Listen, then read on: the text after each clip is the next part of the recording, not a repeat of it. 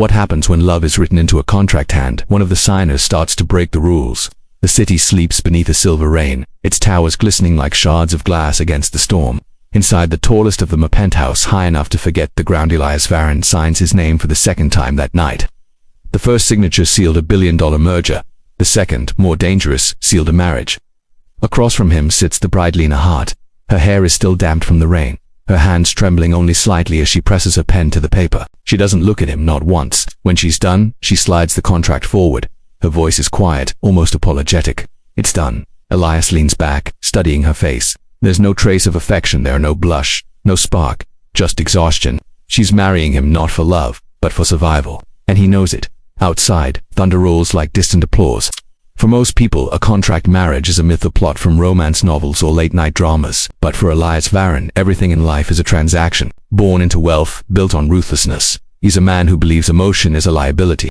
His heart is just another ledger. Every risk must yield profit. Every loss must be compensated. Lena, on the other hand, comes from the other side of that city, the part where the rain leaks through ceilings, where bills pile higher than dreams. Her younger brother is sick, her mother's in debt. When the offer came 6 months as Mrs. Varren in exchange for a lifetime's worth of security, she didn't think twice. 6 months. No intimacy, no interference, no feelings. Simple terms, on paper. But contracts can't bind the human heart. The wedding takes place in silence. Only 6 people attend, and all of them are paid to be there. No music, no vows, just signatures, flashes of cameras, and the faint hum of air conditioning. Afterwards, the new Mrs. Varren is escorted to a car waiting outside, a black limousine that smells faintly of leather and rain. Elias joins her a moment later, his phone still glowing in his hand. He doesn't speak, neither does she. The city slides past the tinted glass like a ghost. Later that night, in the vastness of the penthouse, Lena wanders through the room's spaces so large they echo with her footsteps. The marble floors reflect her as if mocking her intrusion. In the center of the living room, beneath a skylight, stands a single piano.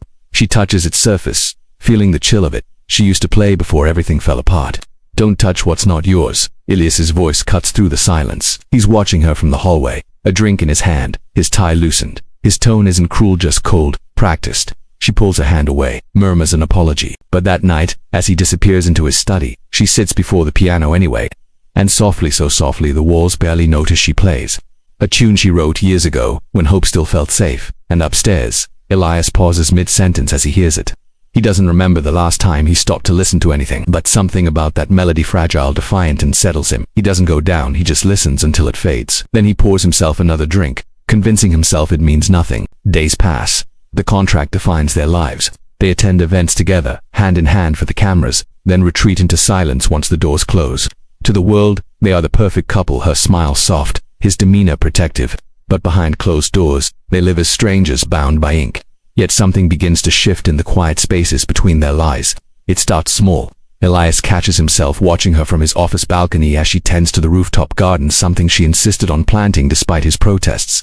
Her laughter, rare but genuine, echoes against the glass. For a man who measures time in deals, her laughter feels like the only thing unprofitable yet irresistible. One evening, during a charity gala, Lena stumbles slightly in her heels as cameras flash around them. Instinctively, Elias steadies her, his hand lingering just a second too long. Their eyes meet, the noise of the crowd fades. For the first time, he realizes how close they are, how human she looks beneath the diamonds and silk he bought her. She notices, too. That night, neither of them speaks during the ride home. But the silence between them feels heavier now, not empty, but charged. The next morning, Lena finds a bouquet on the piano, white lilies, her favorite. No note, no signature. She doesn't need one. Still, the terms remain. No feelings, no deviation, no risk, but love, like danger, rarely asks permission. It creeps in quietly through shared glances, late-night conversations, accidental laughter. Elias begins to ask about her brother. He donates anonymously to the hospital without telling her. She learns he hates sleeping, that he works until dawn because the silence feels too loud. They start having breakfast together, then dinners, then music. The piano becomes their unspoken bridge. She plays, he listens. Sometimes, he even joins her awkwardly at first, pressing random keys until she laughs. It's the kind of laughter that makes him forget who he's supposed to be. But the deeper they fall, the more dangerous it becomes. Because this isn't just a marriage, it's a contract. And contracts, especially those signed by billionaires, come with clauses that bite. In the shadows of their growing affection lies another figure, Marcus Hale, Elias's lawyer and oldest friend. Marcus was the architect of the marriage deal, the one who ensured every loophole was sealed. But now he sees the change in Elias, the hesitation, the warmth, and he knows what it means. Love makes powerful men reckless, and reckless men make mistakes. One evening, as the city lights ripple across the penthouse windows, Marcus visits unannounced. He waits until Lena leaves the room before speaking. "She's changing you, Elias," he says quietly, "and that wasn't part of the plan."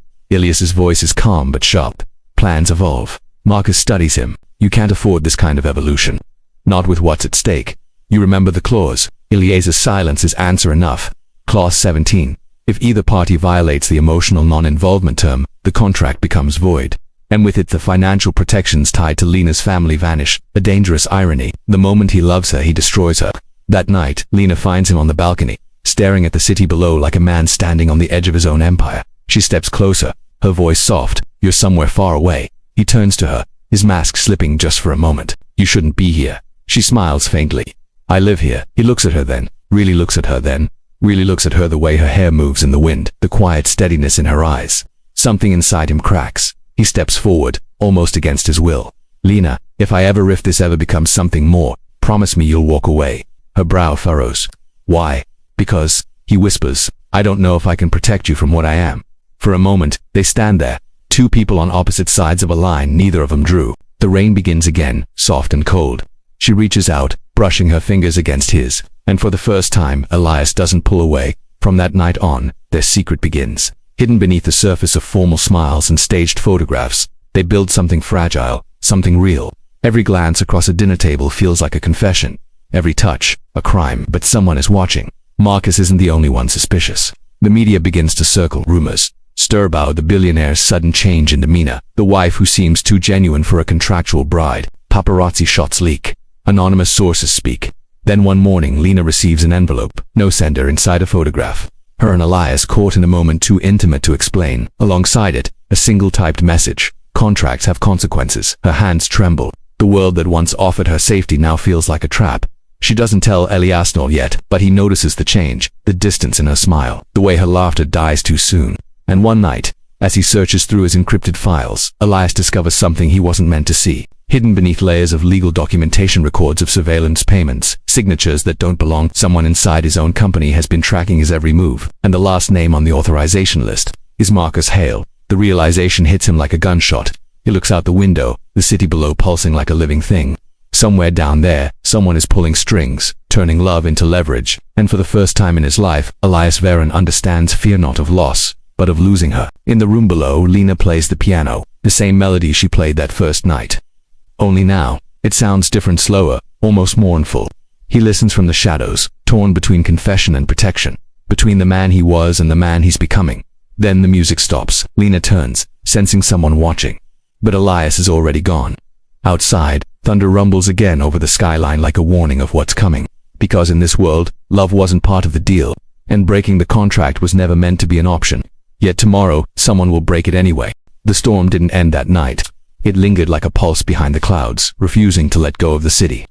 Rain streaked the glass of the penthouse windows, tracing crooked veins down the skyline. Somewhere in that vast room of marble and silence, Lena sat before the piano, staring at her own reflection in the polished black surface. She didn't play. Not tonight. Something had changed. The melody that once connected them now felt like a confession. Every note carried weight, and she wasn't sure if it would save her or expose her. Elias hadn't come home since the night before. His absence wasn't unusual. Business often swallowed him whole, but tonight felt different. His phone was off. His office was dark. And the silence in their home no longer felt peaceful. It felt strategic. When he finally returned, it was just past 2 in the morning. The elevator opened with a soft chime, and Lena turned from the window as he stepped out. His suit was still immaculate, but his face told a different story. Pale, drawn, eyes sharp with something between fury and fear. She didn't ask where he'd been. She just waited. Elias crossed the room slowly, loosening his tie. His gaze flickered toward the piano, then to her. "You got something in the mail," he said, his tone too careful. Her breath caught. "Did you see it?" He nodded. "Someone's watching us." The space between them froze. She swallowed hard. Marcus. Elias didn't answer. Instead, he walked past her, setting a folder down on the counter. The pages inside were covered in printouts, photographs, transaction logs, encrypted emails, evidence. He's been tracking everything, not just me. My meetings, my calls, even my board members. Lena reached for the folder, her fingers trembling as she flipped through the pages. "Why would he? Because he's not working for me anymore." Elias's voice cut through her question like glass. "He's selling information to the one person who has the most to gain if I fall." He turned away before saying the name, But Lena already knew. Everyone in the city did. Catherine Veron, Elias's ex-fiancée, the heiress he left standing at the altar 3 years ago, the one whose father lost billions when Elias pulled out of their merger. The one person who knew how to hurt him without touching him. Lena's voice was barely a whisper. She's behind this. Elias didn't respond. He poured himself a drink, his hand steady even as the ice cracked against the glass. Marcus sold her access to our agreement. She knows everything, our terms, our expiration date. If this gets out, it's not just a scandal, Lena, it's blackmail. She can destroy you. Me, he met her gaze. The contract protects me, it doesn't protect you. For a long moment, neither spoke. The rain filled the silence again, each drop hitting the window like a ticking clock. Lena stepped closer, her voice trembling but certain. Then we end it, the contract, before she can use it. Elias's eyes softened just a flicker but enough to betray the war inside him. And what happens after that? You think they'll let you walk away? The press will tear you apart. Catherine will see to it that every headline screams that you were a paid bride. You'll lose everything. She smiled faintly, though there was no humor in it. I didn't have anything to lose before you. He looked at her, then really looked. For the first time since signing that contract, the world outside the penthouse didn't matter. Her words pierced something he'd spent years building. And beneath the mask of power and precision, Elias Varon felt something raw and dangerous. Vulnerability. That night, neither of them slept. Elias retreated to his study, scanning through encrypted drives, searching for anything that could prove Marcus's betrayal. Lena sat by the window, her reflection faint against the storm. She thought about the deal she made, the line she crossed. And for the first time, she wondered if she'd been part of a story written long before she signed her name. At dawn, Elias found what he was looking for. A trail of hidden wire transfers small enough to avoid detection, but consistent. Each one leading back to the same shell company under Catherine's control. He traced the final payment to a private security firm, not just surveillance, enforcement. By the time Lena awoke, Elias was already gone again, but this time he left something behind, a folded note on the piano written in his neat, restrained handwriting. Stay inside. Don't open the door for anyone. I'll fix this. She read it twice, her chest tightening with dread. Fix this. That's what Elias always did. He fixed things, deals, disputes, people, but this wasn't business, it was war. As the hours passed, the world outside began to stir with noise. The first whispers hit the tabloids by afternoon. Elias Varon's secret marriage exposed. Sources claimed deal of the decade tied to personal contract. Lena stared at the headlines flashing across the television. Photos of her smiling beside Elias at charity events, holding his hand at galas flickered in sequence, each one dissected and labeled gold digger, mistress, paid wife. The phone rang once, twice. She didn't answer. By evening, reporters had gathered at the gates of the Varon estate. Drones hovered above the building like vultures. Inside, Lena stood by the piano again. Her sanctuary, her prison. When the elevator opened, she nearly screamed. It was Elias, but not the Elias she knew. His shirt was torn at the sleeve, his jaw bruised. He carried a briefcase and a darkness in his eyes that chilled her. What happened? She whispered. He didn't answer at first. He set the briefcase down, locking it with a code only he knew. We don't have much time, he said. Marcus is gone. Her breath caught. Gone. Catherine's people got to him before I did. I found his car outside his apartment, empty. Phone smashed. The words hung between them like smoke. Elias took a step closer, lowering his voice. Listen to me. She doesn't just want to ruin me, she wants leverage. That's what this was about from the start. You were supposed to be my weakness. Lena's pulse quickened, and now you're her target. He opened the briefcase, revealing stacks of documents, legal drafts, stock transfers, a single black USB drive. This, he said, is everything she's been building against me. Every illegal deal, every falsified record. If I release it, she's finished. But it'll take both of us to do it. Lena stared at the drive. Both of us. She won't trust anyone else, but she'll trust you.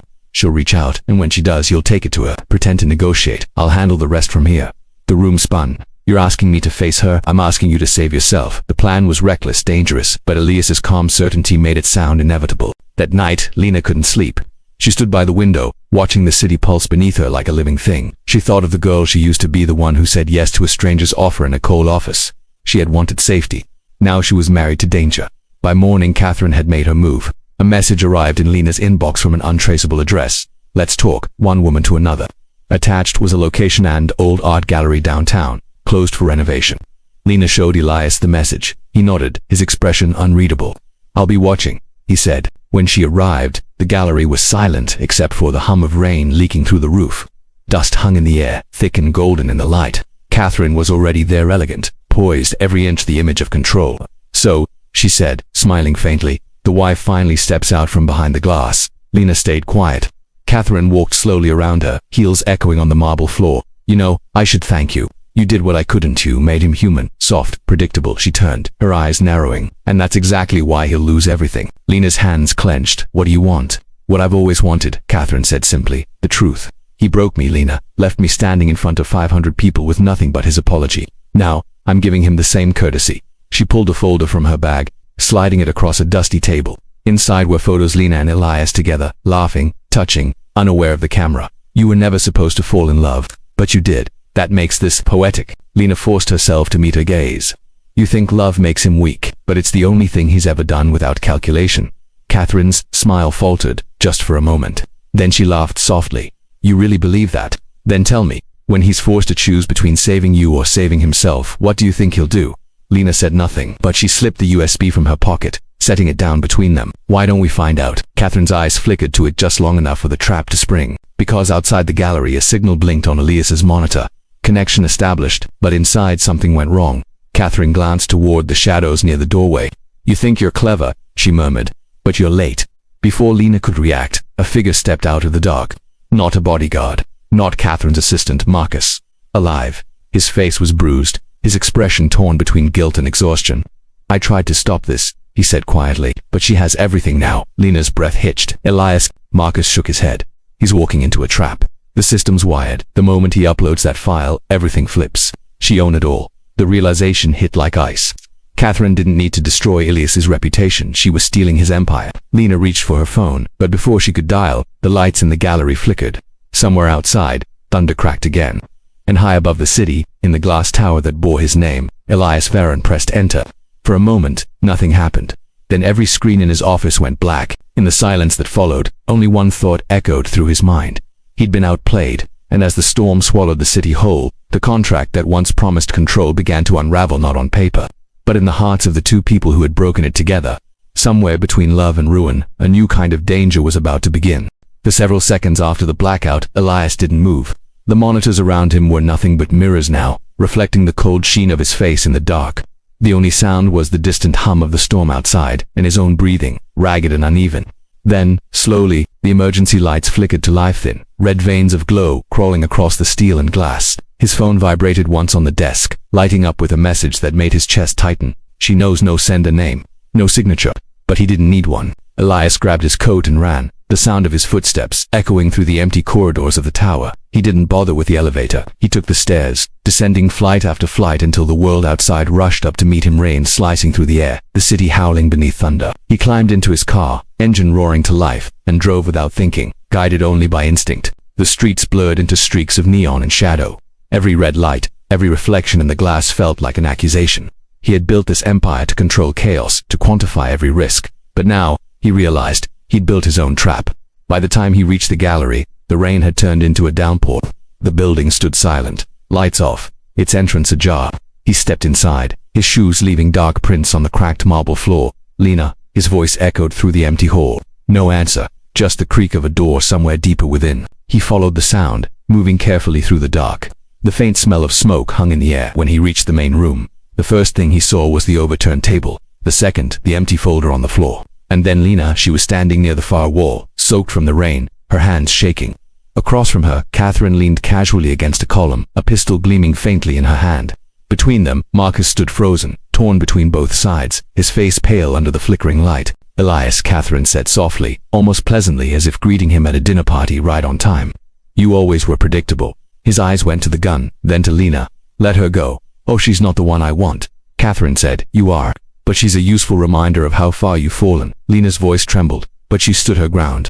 This isn't about revenge anymore, is it?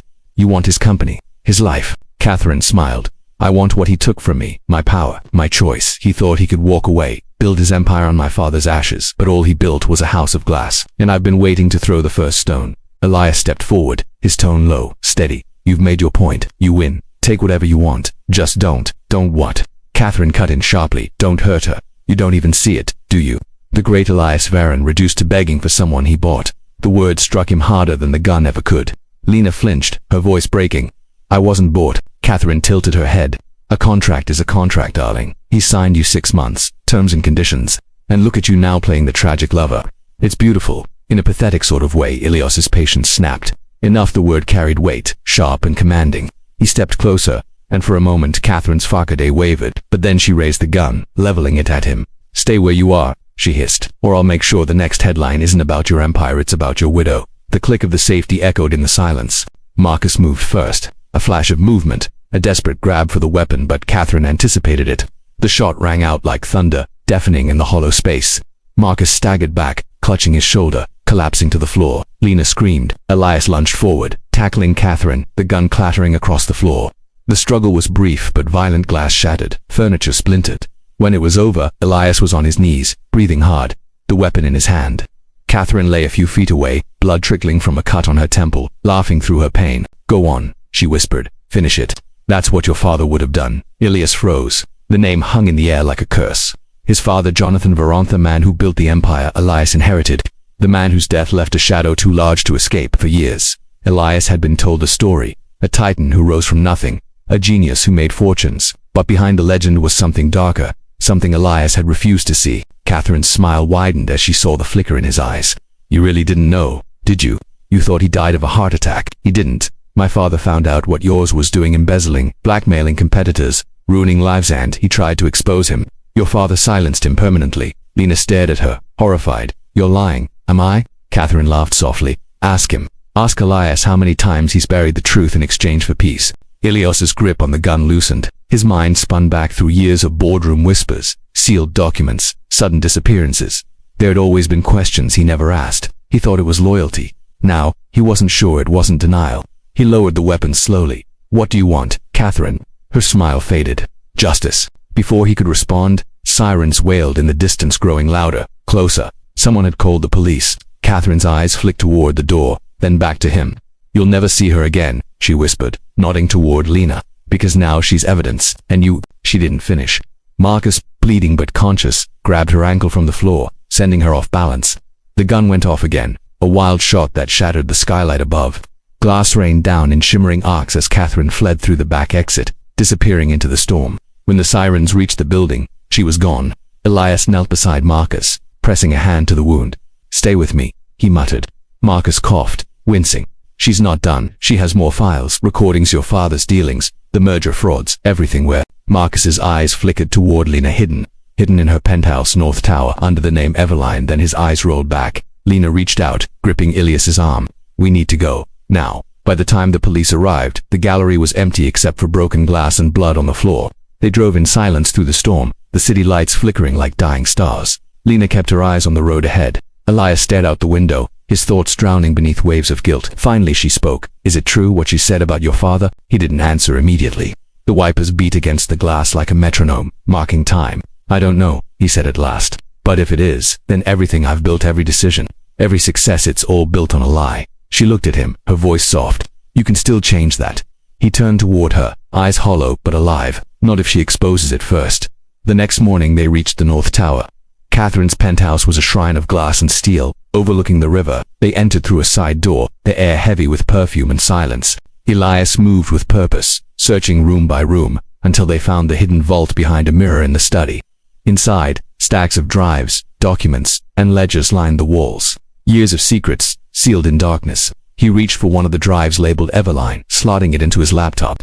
The screen flickered, then filled with rows of data mails, voice recordings, contracts. And then, one file stood out, VaronLegacy.mp4. He clicked it. The video was old, grainy, but unmistakable. Jonathan Varon sat at a desk, speaking to someone off camera. His voice was calm, deliberate. "If this ever surfaces, the company dies. But blood must buy survival. Remember that, Elias." Then the footage cut to a different scene. Catherine's father, a confrontation, shouting a gun. Lena covered her mouth, horrified. Elias turned away, eyes burning. She wasn't lying. For a long moment, the room was silent, except for the rain tapping the glass. Then Elias closed the laptop. His decision made. "We're going public. Everything, the truth, the crimes, the lies. If the Varon name falls, so be it. I won't let her use this against anyone else." Lena hesitated. "They'll come after you." "I know." He looked at her, and for the first time, the armor of power and wealth was gone.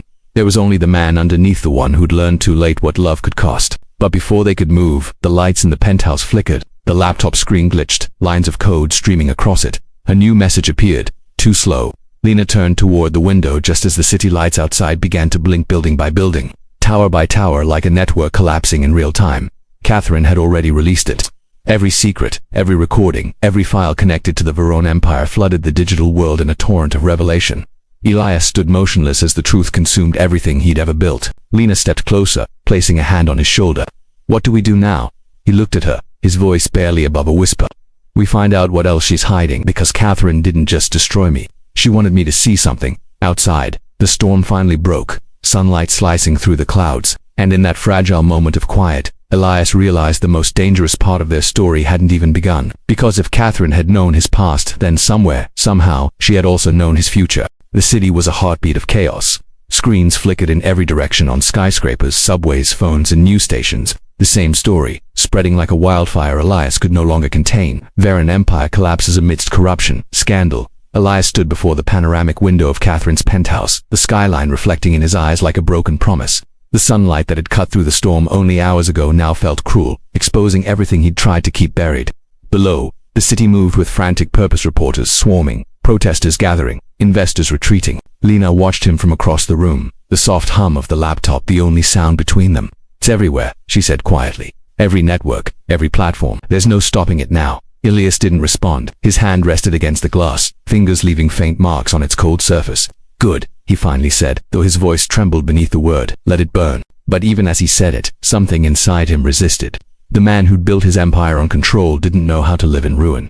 He turned from the window, eyes shadowed. She wanted this, not just the truth humiliation. She could have released it anonymously, but she made sure it was traced to her. Lena frowned. "Why?" "Because this isn't about revenge anymore." He glanced at the laptop screen, the encrypted data still open, lines of code flickering across it. "It's a message. There's something else hidden in what she leaked. Something she wants me to find." He began typing rapidly, decrypting segments of the leaked files. Lena approached slowly, her reflection merging with his on the screen. Then, amid the chaos of numbers and text, a pattern began to emerge, coordinates, repeated across several documents.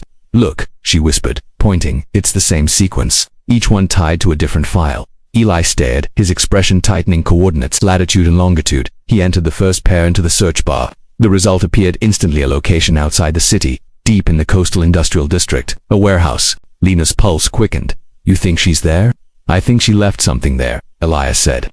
"Something she wants me to see before this ends." The air in the room seemed to thicken, as if the city itself were holding its breath. Elias closed the laptop and grabbed his coat. "Stay here. It's not safe. I'm coming with you," she said firmly. He hesitated, then nodded. There was no point pretending he could keep her out of this now. They were already bound by truth, by ruin, by something stronger than either had expected when they first signed that contract. The drive to the coast was silent, except for the distant static of a radio broadcast replaying fragments of his downfall. The voice of a news anchor cut through the hum of rain. Sources claim Elias Veron is in hiding following the collapse of his company and the release of evidence tying his family to corporate crimes spanning decades. Lena turned off the radio. The silence that followed was heavier. When they reached the industrial district, the sun had begun to sink. The air smelled of rust and salt, the wind carrying echoes of the sea. The warehouse loomed ahead, half-collapsed, its windows covered in grime. Elias parked the car and stepped out. "Stay close," he murmured. Inside, the air was thick with dust. Their footsteps echoed through vast emptiness. Shafts of light cut through the cracks in the ceiling, illuminating floating motes that looked like falling ash. Then they saw it, a projector placed neatly on a table in the center of the room, already humming faintly.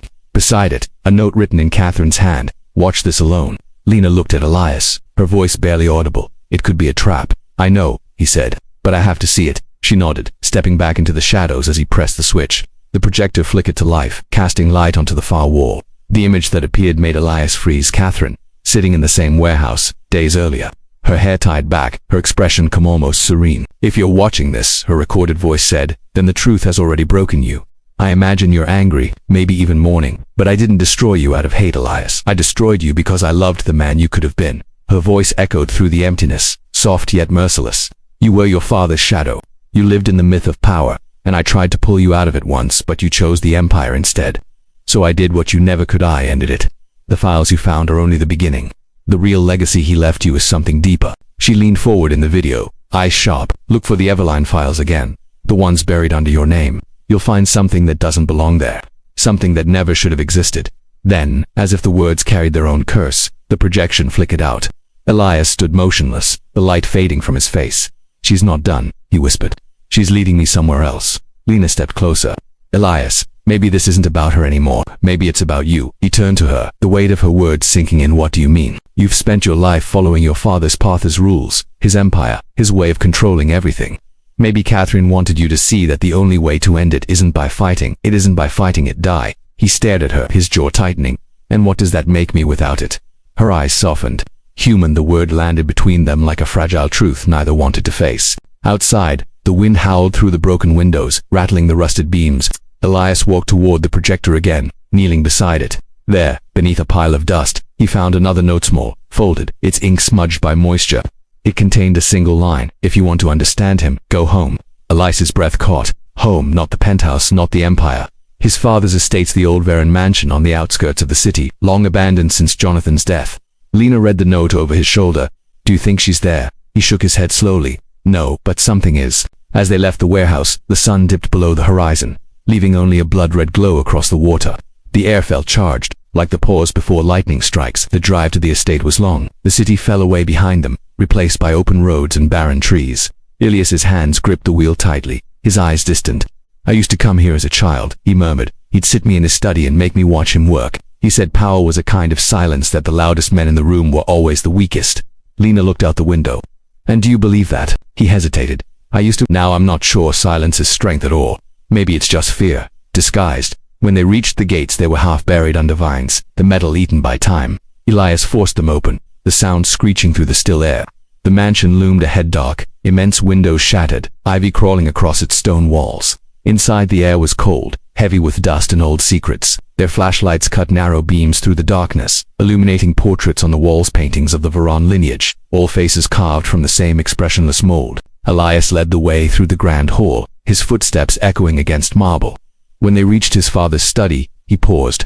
Everything was exactly as it had been, books still on the shelves, papers scattered on the desk, the faint smell of tobacco lingering in the air. He crossed the room, brushing his hand across the surface of the desk. Beneath a loose sheet of paper, something caught his eye, a small brass key, tarnished but intact. Lena watched as he crouched beside the desk and unlocked a drawer. Inside lay a single ledger bound in dark leather. The word Eveline was embossed in fading gold. He opened it. What he found wasn't numbers or contracts, it was a journal. His father's handwriting, neat and deliberate. He flipped through the pages, scanning the entries, the early ones, detailed meetings, mergers, deals. But then, the tone shifted. She knows what I did. Catherine's father. He's threatening to go public. I can't let it happen. If I go down, the boy will too. He'll inherit the truth whether he wants it or not. Ilias's hand trembled as he turned the page. I buried the recordings in the Eveline vault. If he ever finds them, it will be because he's ready to destroy what I built. He froze, staring at the words. Recordings, he murmured. Lena leaned closer. Elias, the files Catherine mentioned. They're not just financial, they're confessions. He looked up, eyes dark with realization. He left them for me. The air seemed to shift around them, colder now, heavier. Outside, thunder rolled again in the distance. Elias closed the journal slowly, the decision forming in his eyes. We have to find the vault. If the recordings exist, they'll tell us everything, what he did, why she wanted me to see this. Lena nodded, but her gaze lingered on him. And if what you find destroys the rest of your name? He met her eyes, voice steady. Then maybe it deserves to be destroyed. The wind picked up outside, howling through the cracks in the old mansion. A single painting on the wall creaked loose and fell, shattering the silence. Behind it, bare wood, and carved into the surface, a symbol, a circle intersected by a line. The same symbol that marked every page of the Eveline files. Elias reached out, tracing it with his fingers. The wood shifted. A hidden latch gave way, revealing a narrow passage descending into darkness. He looked back at Lena. This is it, he whispered. And as they stepped into the shadows below, the house seemed to breathe for the first time in years, its walls whispering of secrets buried too deep to stay silent any longer. Down in the dark, somewhere beyond the flicker of their light, something waited, something that would change everything they thought they knew about love, loyalty, and the price of truth. The storm above grew louder, as if the world itself was warning them. And for the first time, Elias wondered if Catherine hadn't destroyed him at all, if she'd simply opened the door to what his father had wanted hidden forever. He descended the final step, the air cold as stone, the silence alive. And then faintly, impossibly, came a sound. A voice whispering his name. The sound came from deep within the corridor, soft at first, like the ghost of a memory. Elias froze. The air was cold, metallic, thick with dust and time. He raised the flashlight, its beam cutting through the dark like a blade. Stone walls, rusted pipes, the faint echo of water dripping somewhere far away. The whisper came again, his name, spoken low, drawn out, almost mournful. Elias, he turned sharply, but no one was there. Only the endless tunnel stretching forward, and Lena just behind him, her breath visible in the cold air. You heard that? She whispered. He nodded, unable to speak. The walls felt alive, humming faintly, as if carrying sound from another time. They continued forward, their footsteps muted against the concrete floor. Then, ahead, a faint glow appeared, a door half open, light spilling through the crack like a secret desperate to be seen. Elias pushed it open slowly. Inside was a small room, circular, lined with shelves filled with reels of tape, papers, and old film canisters. In the center stood a recording console, ancient but intact, its red light still faintly blinking. Lena's voice trembled. This must be at the Everline vault. Elias stepped closer to the console, brushing away dust. A label beneath the main recorder read, Varen Archive Confidential. A single tape sat in the player, marked in his father's handwriting. For him, his pulse quickened. He reached for the switch. A low hum filled the room as the tape began to play. Static at first, then his father's voice, "If you're hearing this, Elias, then everything I built is gone. Good. It should be, you were never meant to inherit my empire. You were meant to understand it, to see what it costs."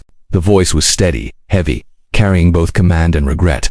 "I destroyed people, son, not competitors' people. Catherine's father was one of them.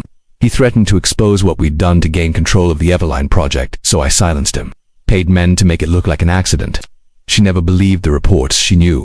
And when she came to you, I imagined she was looking not for revenge but for redemption. For both of us." Elias's breath faltered, the words carved into him like a blade. "Everything I told you about power," the recording continued, "was a lie I told myself. Power isn't silence. It's noise, the kind that drowns out conscience. And if you're still holding onto this empire, then you haven't learned the lesson. Destroy it, burn it. Only then will you be free of me." The tape clicked to a stop. Silence, heavy, suffocating silence. Lena stood motionless, eyes fixed on Elias. He killed her father. Elias didn't answer, his hands were trembling. He pressed play again, but the tape only hissed with static, now its voice gone, leaving only echoes of guilt. He stepped back, his chest heaving. All this time, she knew that's why she signed the contract. That's why she stayed. "To save you," Lena whispered. "Or to make you see." He turned toward her, anguish twisting his expression. "She should have told me." "She did," Lena said softly, "just not with words." He stared at the shelves of tapes, the silent witnesses, 2 decades of deceit. His father's empire wasn't just built on ambition, it was built on graves. Catherine's father, the employees who vanished, the voices buried under success. Elias felt the weight of every decision, every lie he'd inherited. "I thought I could fix it," he murmured. "I thought if I worked harder, if I stayed clean, I could make it right." Lena stepped closer, her hand brushing his arm. "Maybe this right now is the only way to make it right." He met her gaze. There was no anger there, only sorrow and a fragile kind of hope.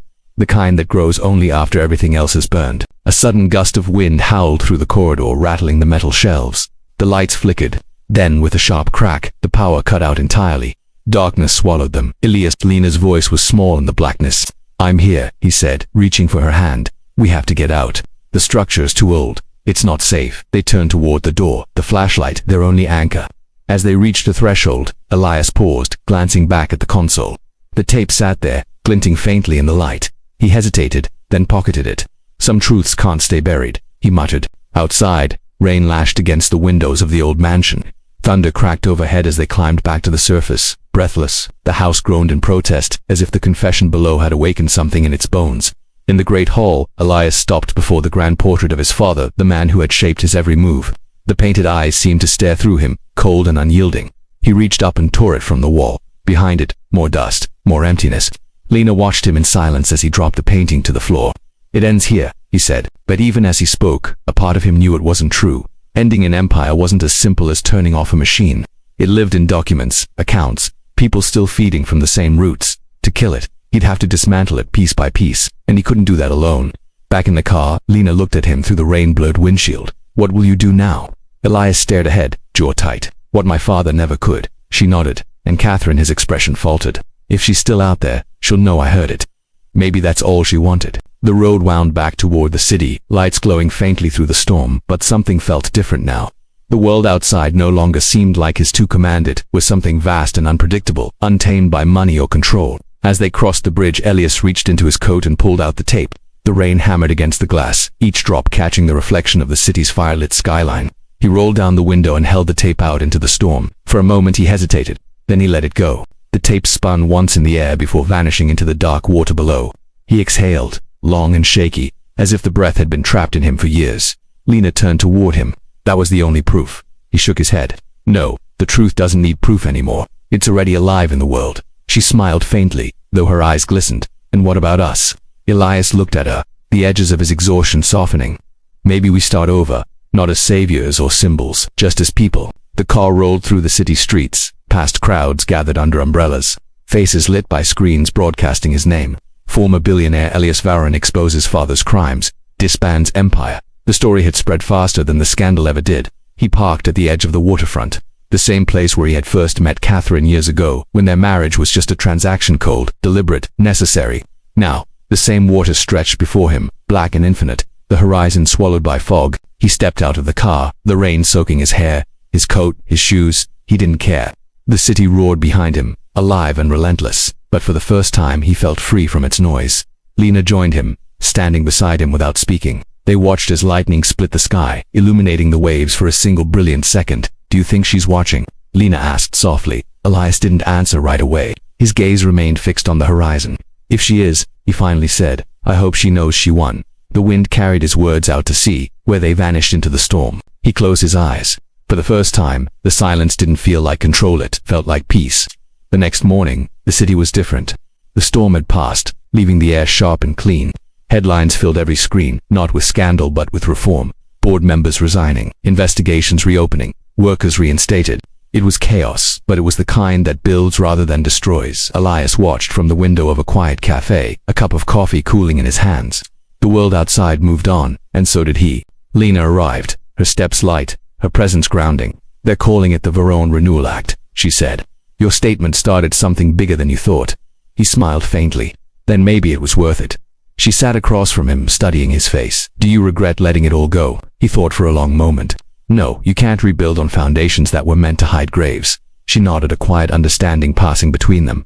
Outside, the sun broke through the clouds. For a moment the city gleamed. Elias leaned back in his chair, watching the light shift across the streets. There was no more empire to protect, no more contracts to bind him. Only the unknown ahead, messy, imperfect, alive. Lena smiled. "So what now?" He looked at her, and for the first time in years, his answer came easily. "Now," he said, "we begin." A soft breeze carried through the cafe window, stirring the papers on their table. Somewhere, in a distant part of the city, an old projector flickered to life one last time, Catherine's voice playing into the empty air. "You found it," she whispered, her recorded words fading into static. "Now live." And as her voice dissolved into silence, the camera would pull back past the window, past the city, past the sea, to a horizon washed in gold. A world reborn from ruin, and two souls once bound by a contract, now freed by truth, walking quietly into whatever came next. The morning light came softly, spilling across the skyline like a slow confession. The city, once loud with scandal and greed, seemed quieter, now almost as if it, too, was taking its first breath after surviving something unbearable. The storm had washed everything clean, the streets, the air, the headlines, but it had also washed something out of Elias, part of him that had clung too long to the illusion of control. He stood on the balcony of a modest apartment overlooking the river, his hair still damp from the shower, his shirt sleeves rolled up below. The water shimmered gold in the sunlight. The same river that had swallowed the tape now flowed peacefully, carrying away what was once too heavy to hold. He could still see the moment in his mind, his hand opening, the tape spinning into darkness, the sound of rain drowning the last echo of his father's voice. But now it felt distant, like a memory belonging to someone else. Inside, Lena was brewing coffee. The simple, steady rhythm of her movement filled the space with quiet warmth. There was no tension between them, no need to speak about what they'd survived. Some stories, once lived, don't need retelling, they just live in the silence that follows. Elias turned from the balcony and leaned against the doorframe, watching her. She looked different in this light, softer, unburdened. Maybe they both did. He thought of the first time he'd seen her in the marble halls of the Varon Tower, another life entirely. Back then, everything had been polished and cold. Now, surrounded by chipped paint and morning sunlight, he felt something he'd never felt even at the height of his wealth, belonging. Lena glanced up and caught him looking. "You're thinking again," she said, smiling faintly. "Habit," he replied, still trying to unlearn it. She poured 2 cups and brought one to him. "Keep the habit," she said. "Just think different thoughts." He took the cup and smiled, the kind that comes from somewhere deep, quiet, real. They stood there for a moment, side by side, the scent of coffee mixing with the faint smell of rain still lingering in the air. The city below was waking up, vendors setting up stalls, children running to school, a group of volunteers handing out flyers about a new community initiative funded by what used to be Varon Enterprises. The irony wasn't lost on him.